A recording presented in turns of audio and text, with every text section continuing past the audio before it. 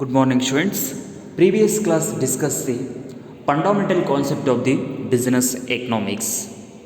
Today class, I will discuss the what are the responsibilities of the business economist, how to the market condition changes, and how to the businessman sell his product in the market.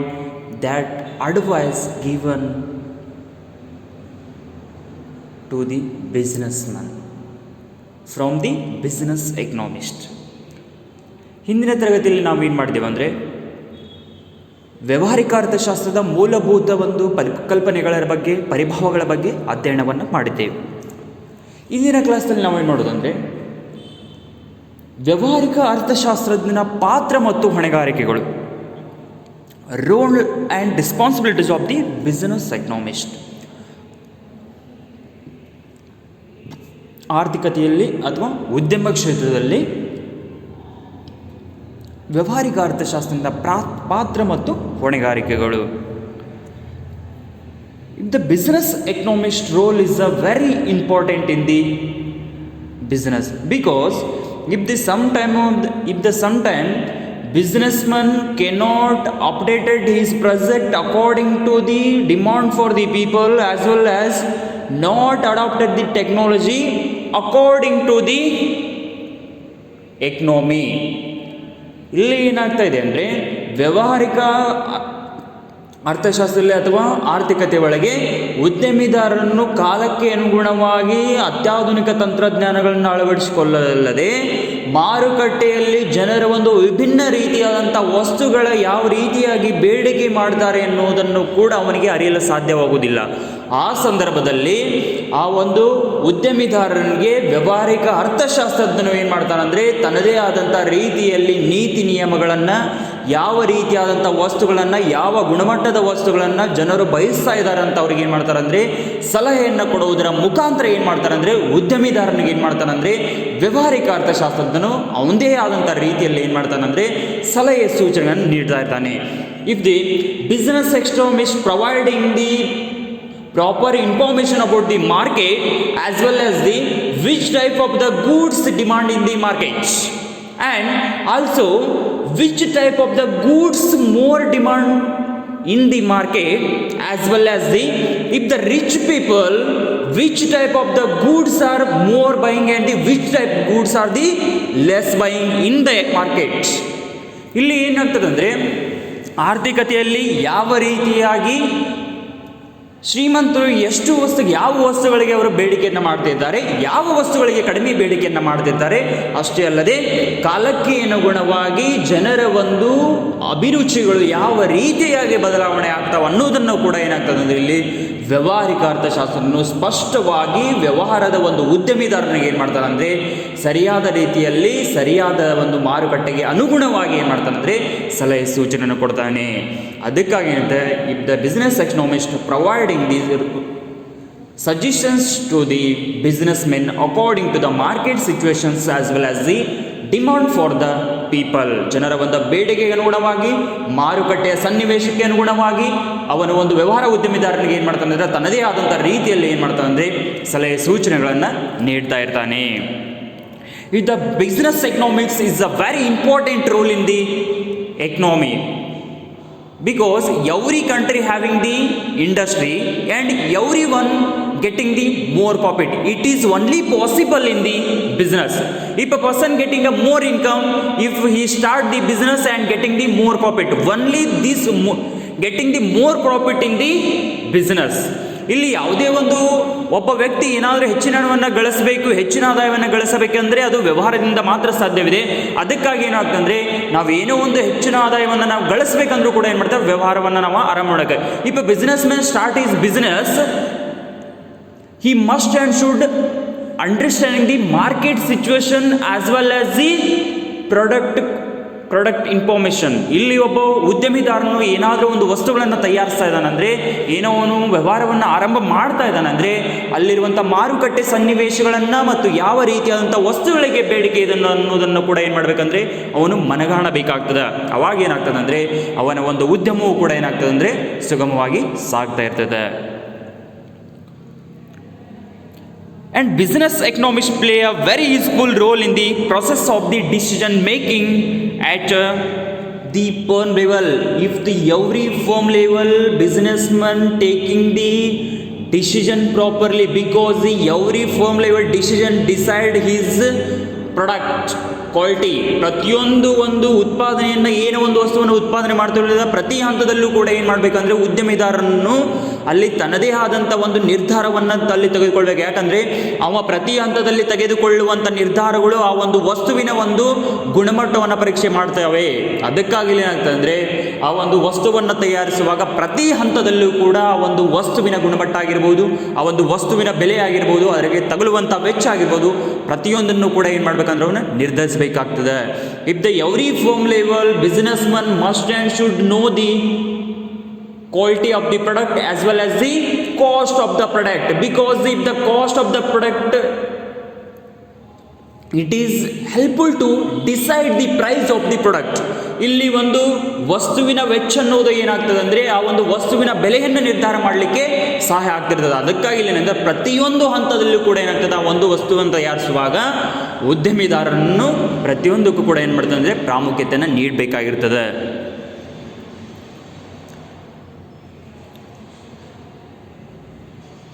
And they can of great assistance to a top management in the solving the difficulty problem faced by the modern industrial units. If the industry established organization department is available, land, labor, capital organization, these are the factors of production of the every industries. If the management is very effective and very efficiently working in the industrial, if the problems R easily solved in the industry.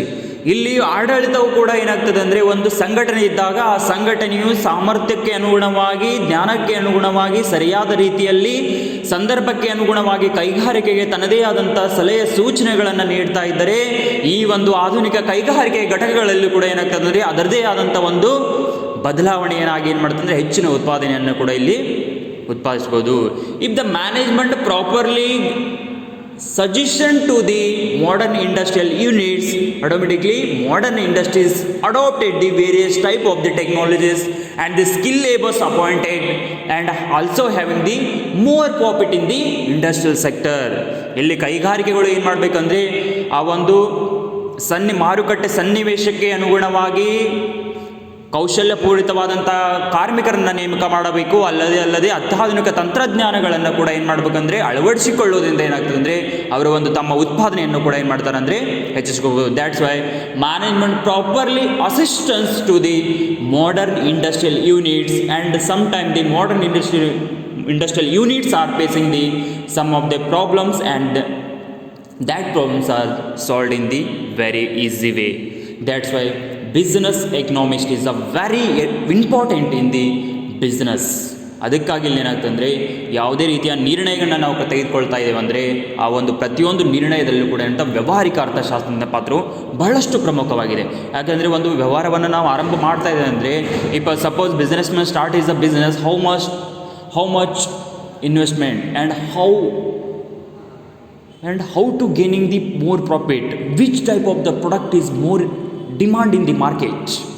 These questions are asking their mind automatically. If suppose he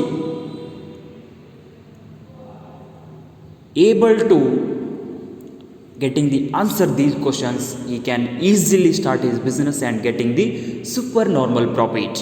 ಒಬ್ಬ ವ್ಯಾವಹಾರಿಕ ಅರ್ಥಶಾಸ್ತ್ರಜ್ಞನು ತನ್ನ ಒಂದು ಉದ್ಯಮವನ್ನು ಆರಂಭ ಮಾಡಬೇಕಾದ್ರೆ ನಾನು ಎಷ್ಟು ಹೂಡಿಕೆಯನ್ನು ಮಾಡಬೇಕು, ಯಾವ ವಸ್ತುಗಳನ್ನ ತಯಾರಬೇಕು, ಯಾವ ರೀತಿಯಾದಂಥ ಒಂದು ನಾವು ಹೆಚ್ಚಿನ ಲಾಭವನ್ನು ಗಳಿಸಲಿಕ್ಕೆ ಸಾಧ್ಯ ಆಗ್ತದೆ, ಈ ಪ್ರಶ್ನೆಗಳಿಗೆ ಉತ್ತರ ಏನೋ ಸಿಕ್ಕಿದ್ದಾದರೂ ಕೂಡ ಆ ಒಂದು ವ್ಯಾವಹಾರಿಕ ಅರ್ಥಶಾಸ್ತ್ರಜ್ಞನು ಕೂಡ ಏನಾಗ್ತಾನಂದರೆ ತನ್ನದೇ ಆದಂಥ ರೀತಿಯಲ್ಲಿ ಏನು ಮಾಡೋದಂದರೆ ಸಲಹೆ ಮತ್ತು ಸೂಚನೆಗಳನ್ನು ಕೂಡ ತೆಗೆದುಕೊಳ್ತಾ ಇರ್ತಾನೆ.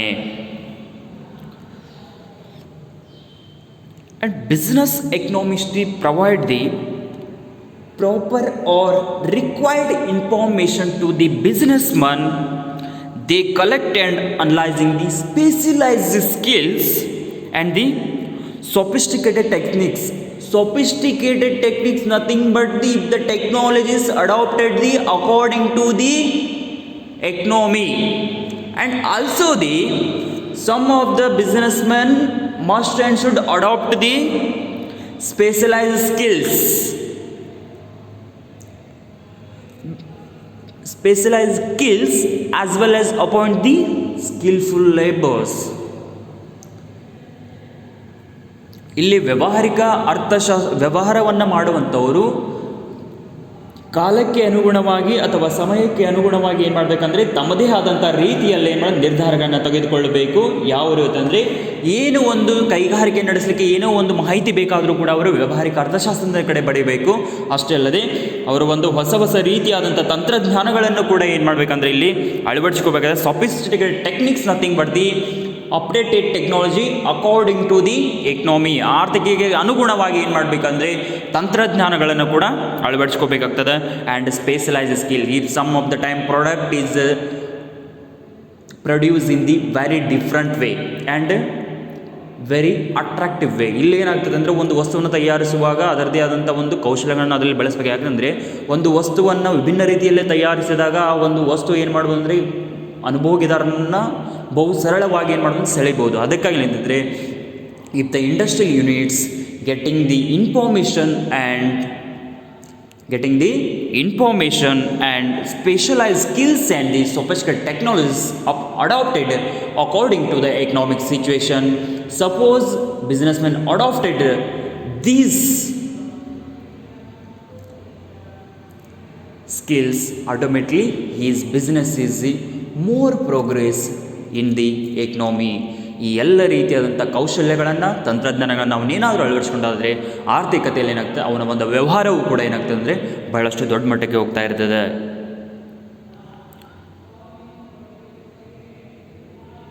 In a recent year, business economists have become a key person in the business concern. In the nowadays, modern industries are appointed the economist in the industry because in the time of the inflation, industries cannot able to getting the minimum profit because of if the inflation created in the economy, that time business economists very informatively provide the suggestion to the industries in the according to the situation. ಈಗ ಮಾರುಕಟ್ಟೆಯಲ್ಲಿ ಏನಾದರೂ ಒಂದು ಅತಿ ಪ್ರಸರಣ ಆಗ್ತಾ ಇದೆ ಅಂತಂದರೆ ಅಲ್ಲಿ ಏನಾಗ್ತಾ ಇದೆ ಅಂದರೆ ಮಾರುಕಟ್ಟೆಯಲ್ಲಿ ಬೆಲೆಗಳ ಹೆಚ್ಚಿಗೆ ಆಗ್ತಾ ಇದ್ದಾವೆ. ಮಾರುಕಟ್ಟೆ ಬೆಲೆಗಳು ಹೆಚ್ಚಿಗೆ ಆದಾಗ ಏನಾಗ್ತದೆ, if the suppose price of the product increase in the inflation time, if the poor people not able to buying that product, only rich people and medium people are the buying that product, that time business economy suggestion to the businessman, automatically he can adopted that technique. ಇಲ್ಲಿ ಏನಾಗ್ತದೆ ಅಂದರೆ ಅತಿ ಪ್ರಸರಣ ಏನಾದರೂ ಆಯ್ತಂದರೆ ಏನಾಗ್ತದೆ ಅಂದರೆ ಆ ಒಂದು ಸಮಯದಲ್ಲಿ ವಸ್ತುಗಳ ಬೆಲೆಗಳು ಮಾರುಕಟ್ಟೆಯಲ್ಲಿ ಏರಿಕೆ ಆಗ್ತಾವೆ. ವಸ್ತುಗಳ ಮಾರುಕಟ್ಟೆಯಲ್ಲಿ ಬೆಲೆಗಳಲ್ಲಿ ಏರಿಕೆಯಾದಾಗ ಕೊಂಡುಕೊಳ್ಳುವವರು ಯಾರು? ಶ್ರೀಮಂತರು ಮತ್ತು ಮಧ್ಯಮ ವರ್ಗದವರು ಮಾತ್ರ ಅಲ್ಲಿ ಕೊಂಡುಕೊಳ್ಳುತ್ತಾರೆ. ಆವಾಗ ಬಡವರು ಏನು ಮಾಡ್ತಾರೆ? ಕೊಂಡುಕೊಡೋದಿಲ್ಲ. ಆಗ ಏನು ಮಾಡ್ತಾರೆ ಅಂದರೆ ವ್ಯಾವಹಾರಿಕ ಅರ್ಥಶಾಸ್ತ್ರ ಕೈಗಾರಿಕೆದವರು ಏನು ಒಂದು ಅವರನ್ನು ನೇಮಿಸಿಕೊಂಡಿರ್ತಾನೆ, ಆ ಒಂದು ವ್ಯಾವಹಾರಿಕ ಅರ್ಥಶಾಸ್ತ್ರಜ್ಞನು ಅವರಿಗೆ ತನ್ನದೇ ಆದಂಥ ರೀತಿಯಲ್ಲಿ ಮಾರುಕಟ್ಟೆಯ ಸನ್ನಿವೇಶಕ್ಕೆ ಅನುಗುಣವಾಗಿ ಸಲಹೆ ಸೂಚನೆಗಳನ್ನು ನೀಡ್ತಾ ಇರ್ತಾನೆ.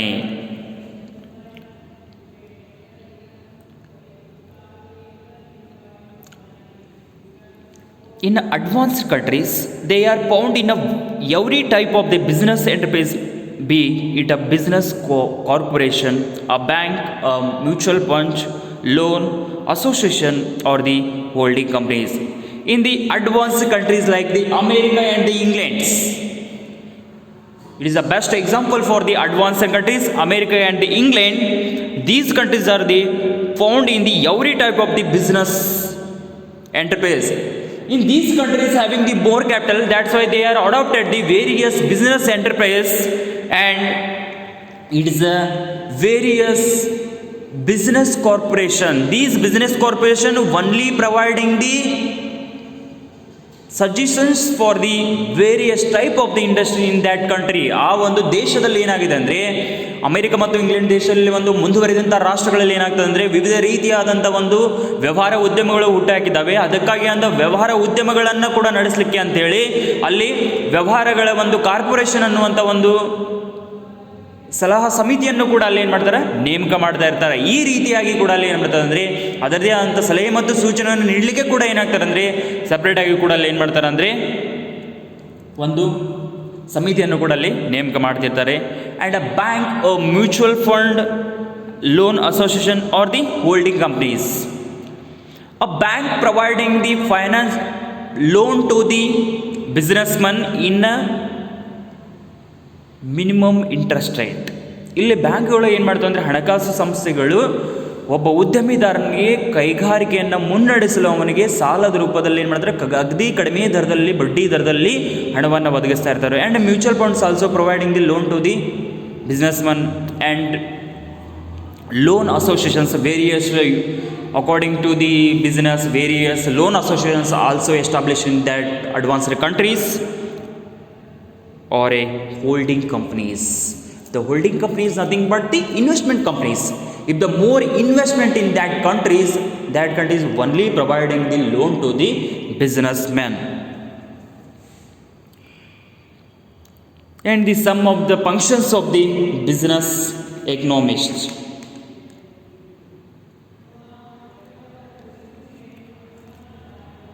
ಇಲ್ಲಿ ಒಂದು ಉದ್ಯಮಿ ವ್ಯಾವಹಾರಿಕ ಅರ್ಥಶಾಸ್ತ್ರಕ್ಕೆ ಅವನದೇ ಆದಂಥ ಕಾರ್ಯಗಳು ಕೂಡ ಇರ್ತಾವೆ. ಇಲ್ಲಿ ಅದ್ರ ಬಗ್ಗೆ ಕೂಡ ಏನು ಮಾಡ್ತಾವೆ ಅಂದರೆ, ಇಲ್ಲಿ ಸ್ಟಡಿಯನ್ನು ಮಾಡ್ತಿದ್ದೇವೆ.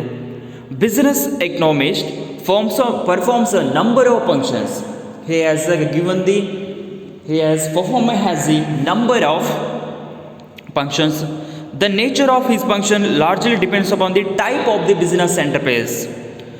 If the nature of functions largely depend upon the business enterprise, because in the sum of the time business are invest in the only minimum amount, and the large scale enterprise invest the more money. That's why if the nature of functions, if the functions also depend upon the business enterprise, which type of the business is there, that's the depend upon the functions of the business economist.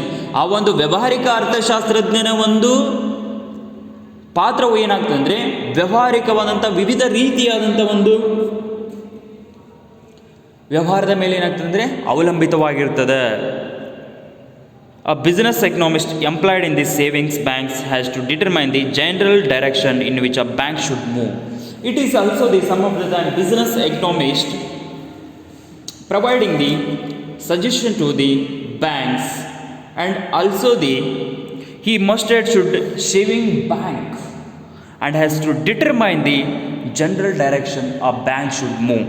If the suppose in the sum of the time businessman suggestion to the industries, providing the proper loan to the business according to the situation. And also if the business economist has introduced the new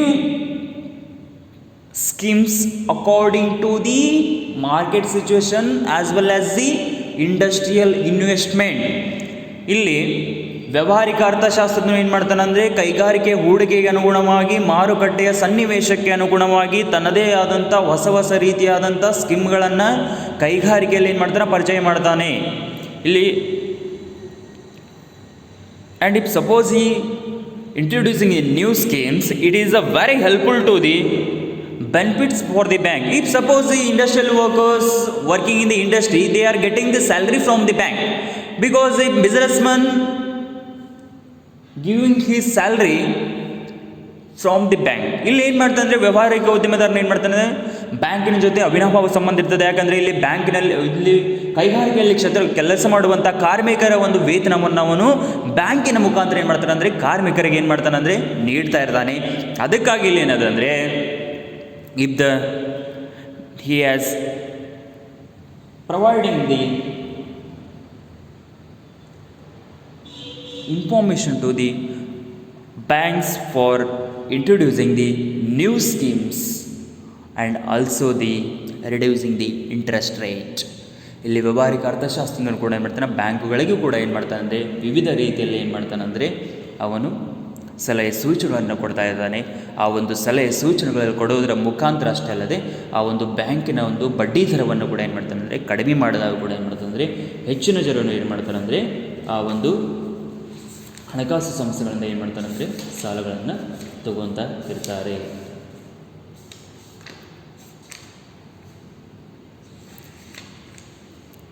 next main functions of the business economist. What are the functions of the business economist? It is a very important in the economics.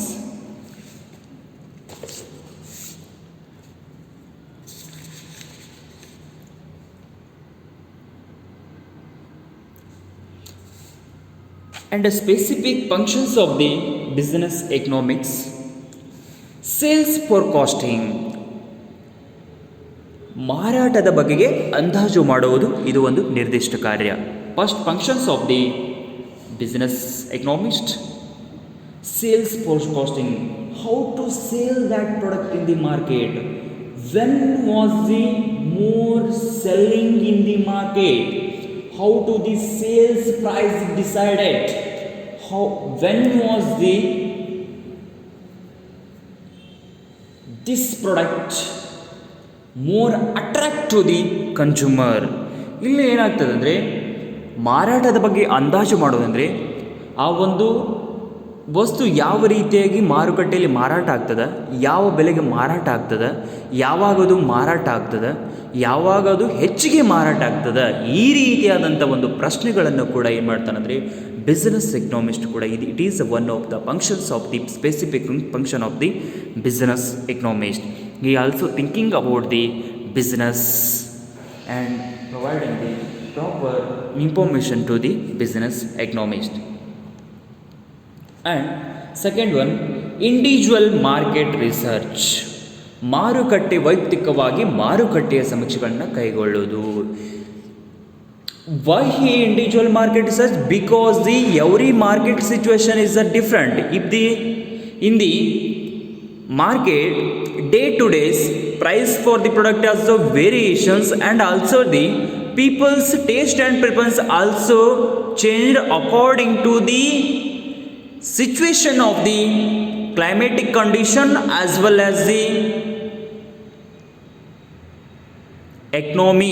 ಇಲ್ಲಿ ಏನಾಗ್ತಂದರೆ ಆರ್ಥಿಕಕ್ಕೆ ಅನುಗುಣವಾಗಿ ಮತ್ತು ವಾತಾವರಣಕ್ಕೆ ಅನುಗುಣವಾಗಿ ಜನರ ಒಂದು ಬಯಕೆಗಳು, ಜನರ ಒಂದು ಅಭಿರುಚಿಗಳು ಇಲ್ಲಿ ಬದಲಾವಣೆ ಆಗ್ತಾ ಇರೋದ್ರಿಂದ ಅವನು ಏನು ಮಾಡ್ತಾನೆ ಅಂದರೆ ಮಾರುಕಟ್ಟೆಯ ಸಮೀಕ್ಷೆಯನ್ನು ಕೂಡ ಏನು ಮಾಡ್ತಾನೆ ಅಂದರೆ ಇಲ್ಲಿ ಕೈಗೊಳ್ತಾ ಇರ್ತಾನೆ. And also he very keenly observe the how to the consumer bargaining with the seller, ಯಾವ ರೀತಿಯಾಗಿ ಅನುಭೋಗಿದಾರನು ಮಾರಾಟಗಾರನ ಜೊತೆ ವಸ್ತುಗಳನ್ನು ಕೊಂಡುಕೊಳ್ಳುವಾಗ ಚೌಕಾಶಿಯನ್ನು ಮಾಡ್ತಾನೆ ಅನ್ನೋದ್ರ ಬಗ್ಗೆಯೂ ಕೂಡ ಏನಂತಾನಂದರೆ ಅವನು ಅದನ್ನೂ ಕೂಡ ಏನು ಮಾಡ್ತಾನೆ ಅಗದಿ ಸೂಕ್ಷ್ಮವಾಗಿ ಏನು ಮಾಡ್ತಾನೆ ಅಂದರೆ ಅದನ್ನು ಗಮನಿಸ್ತಾ ಇರ್ತಾನೆ. It is also one of the functions of the business economist.